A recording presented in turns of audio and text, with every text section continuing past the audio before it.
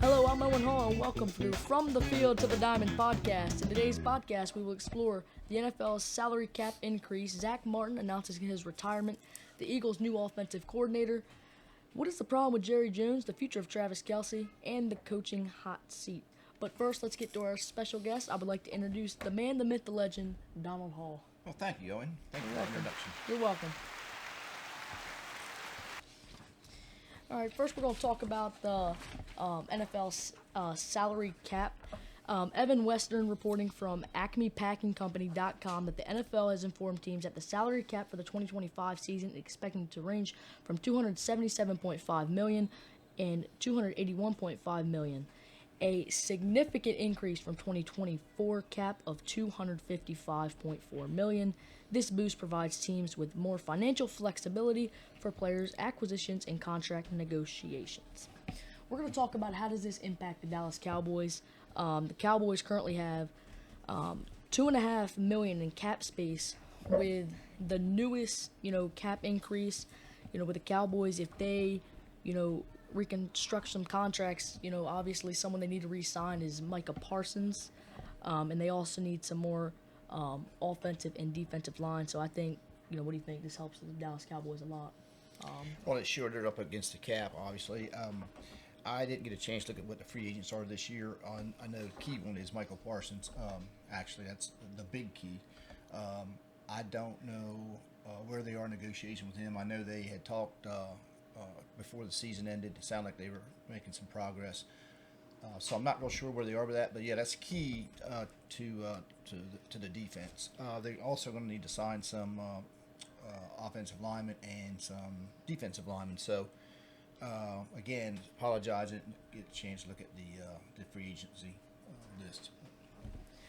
All right, now we're going to move on to Zach Martin announcing his retirement.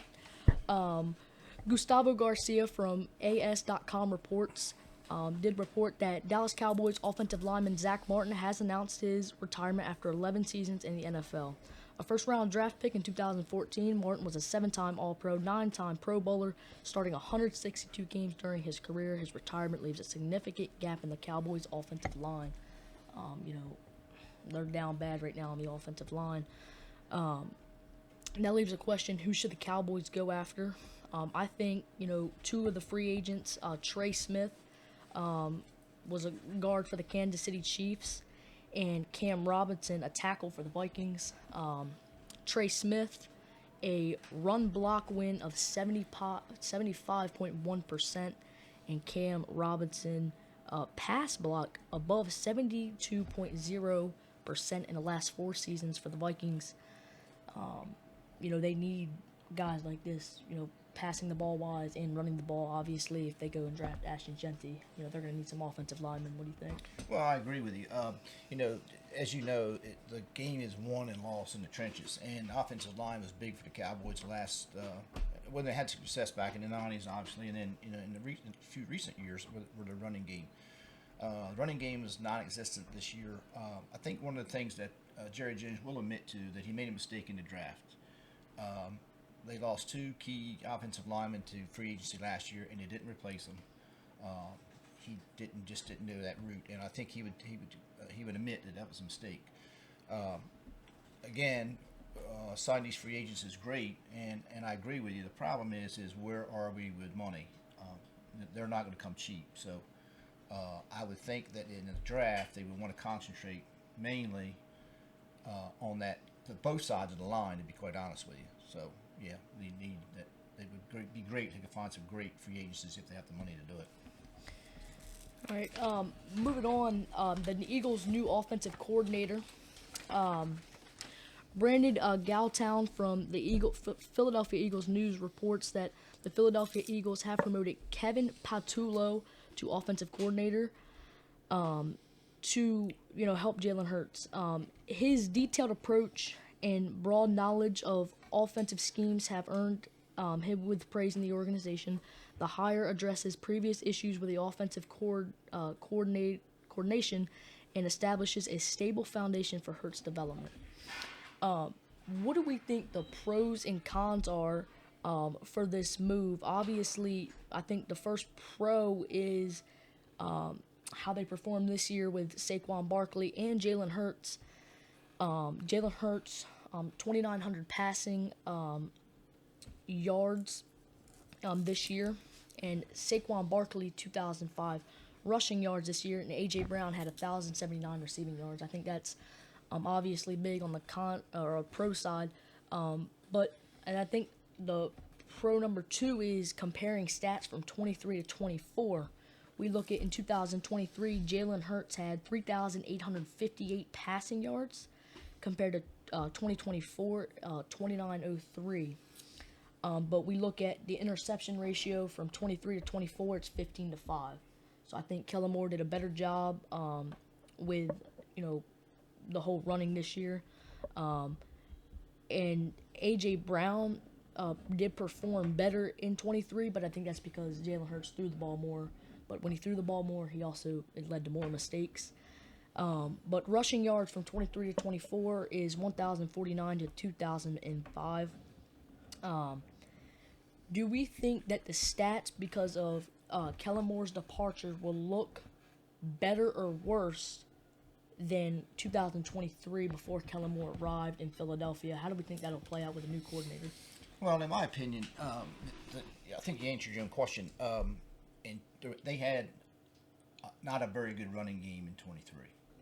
Barkley gets there. There's the difference. You don't have to throw the ball as much if you're gaining yards to first down, short passes. I kind of thought that Hurts got beat up a little bit midway through the season. They were protecting him a little bit. But when you have a running game like they had and the offensive line like they had, it really, really helps the passing game quite a bit.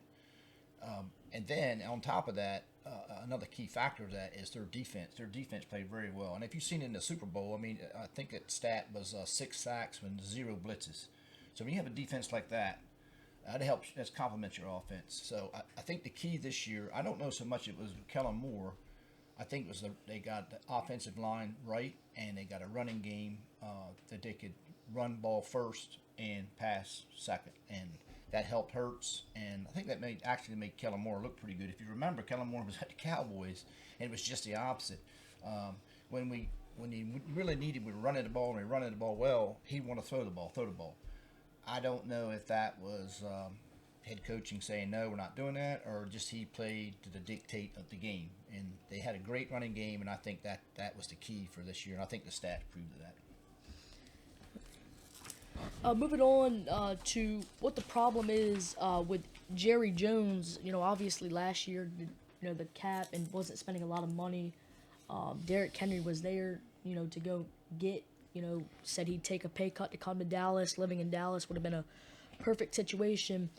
If I'm Jerry Jones right now, I think you have to reconstruct Dak Prescott's contract. Obviously, after only appearing in 8 games this year, and getting injured, he does not deserve, I don't think, what he got.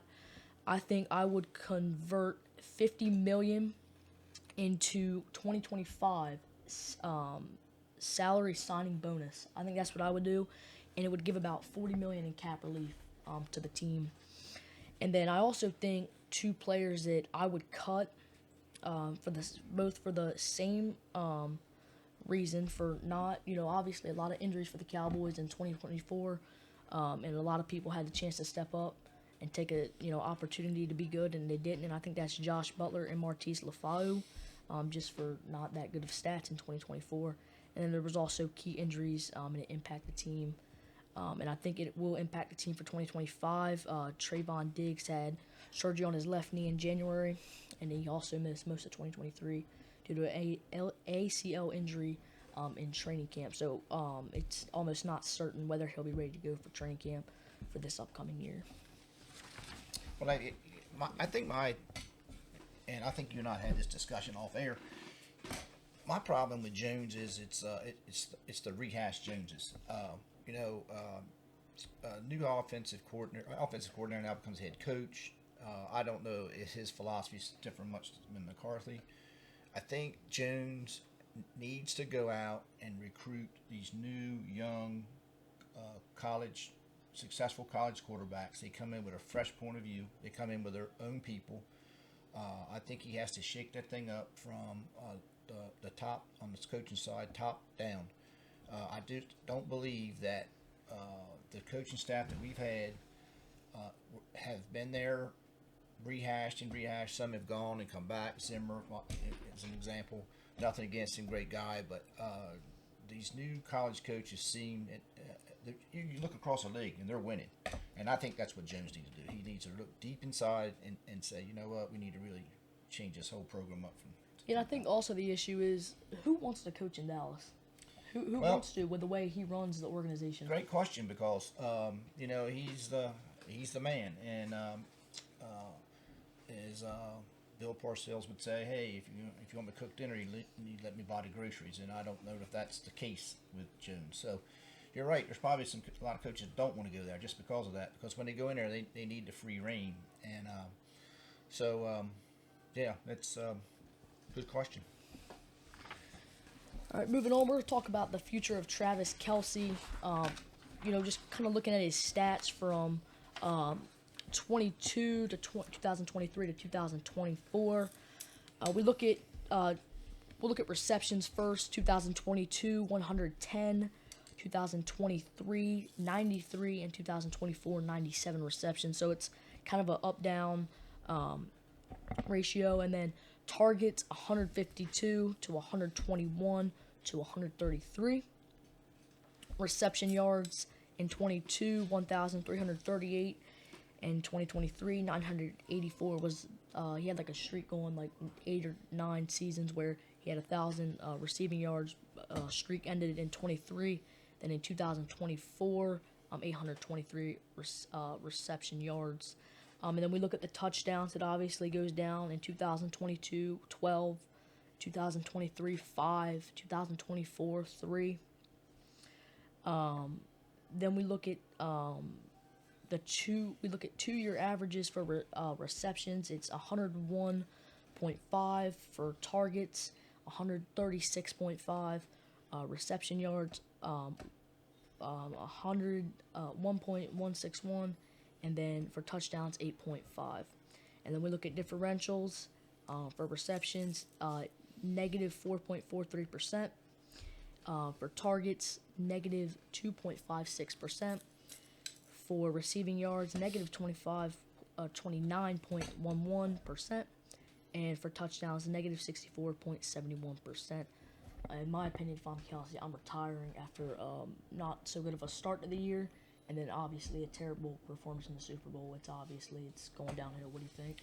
Well, I'll tell you, if I had a hot chick like he's got flying around in that private jet, I'd probably retire too. But I don't know. He's football driven. I bet his brother wish he hadn't retired last year because he'd had another ring. But here's what I think about the stats.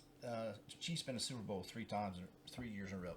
If you're the defensive coordinator and you're going to play the Chiefs, what's the first thing you're going to try to stop? Kelce. So I think the stats reflect that. He's been the key go-to guy. So if they think if they take the go-to guy out, that's one part of the defense that Mahomes is going to be Mahomes. He's going to do what he does. So I don't know if the stats really reflect his thinking maybe I should retire. But he's been in the league a while. He's got some rings, and like I said, man, he's got that hot chick up there in the bleachers. So I don't know. Be curious to see what happens. Yeah, he's also got an $11.5 million bonus. I think it's due on like March 11th, something like that. I think the final thing we're going to talk about today is the coaching hot seat. My 3 that I've got on the list is Mike McDaniel, Shane Steichen, and Kevin Stefanski. You want to go ahead and ask some questions? With Mike, yes, because there's enough talent on that team to make the playoffs. Now, the Dolphins, had was hurt, and he was key. So, I kind of think he might get another reprieve. I think he might. I'm not sure. The Colts, I don't know. Young quarterback. Yeah, young quarterback. A lot of free agency. So, I'm not sure. I'm not really sure at this point who's out there that would replace these guys. Looks like most of the moves have been made. Kevin, like the Dolphins, there's a lot of young talent on that team for the Browns. The Browns, though, is an interesting story. They come out the gate hot, and then they just sort of go away every year. And I'm not sure if that's coaching, if that's I'm not really sure about that. So no, I really don't know. I would refer that to your expert opinion on who you think does what. But who do you think gets fired? I think after this season, if it'd be one coach, if these teams don't make the playoffs, I would think it's Kevin Stefanski. I just don't think he fits right. Obviously he dropped calling plays. I think it was like week 6 or week 7. Right. So I just think that he's on his way out right now. I think there's much better options for him next year too. So, and then second it would be Shane Steichen, and then like you said, I think McDaniel, he'll have more chances because the Dolphins, they like McDaniel around that organization. So. So when you talk about coaches in the hot seat, what do you think about Moore going to New Orleans? How do you think that fits? I mean, obviously they fired Dennis Allen, I think it was, and then I don't know. I don't know if he fits well there. If I was Kellen Moore, I would have stuck with the Eagles because you fit very well in with that first year with Saquon Barkley. That's what I would have done, but obviously he saw something that was better. All right. Well, that is it for the podcast today. We would like to thank you, and we would like to thank our special guest, Donald Hall, for joining the show. And until then, we'll see you next time. Thank you very much for asking me, and long-time Cowboys fan, and look to get asked on the show again. Thank you. Thank you.